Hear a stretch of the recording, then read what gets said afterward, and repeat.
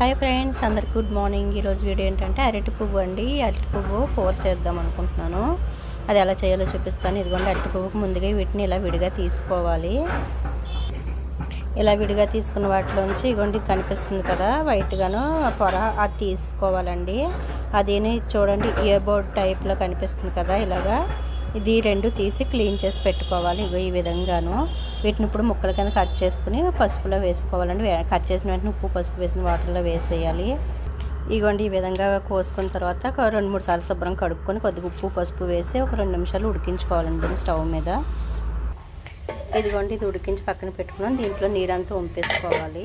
ఇప్పుడు కూర కోసమని కొద్దిగా కడాయిలో ఆయిల్ పోసుకొని వేడి చేసుకోవాలండి. ఆయిల్ వేడైన తర్వాత పోపులు వేసుకోవాలి. పోపులు వేగిన తర్వాత ఉల్లిపాయ ముక్కలు కూడా వేసి బాగా వేపించుకోవాలి. ఉల్లిపాయ ముక్కలు వేగిన తర్వాత పసుపు, రుచికి తగిన ఉప్పు, కారం వేసుకోవాలి. అవి వేగిపోయిన తర్వాత కొద్దిగా చింతపండు గుజ్జు వేసుకోవాలండి. టేస్ట్ దీనివల్లే వస్తుంది.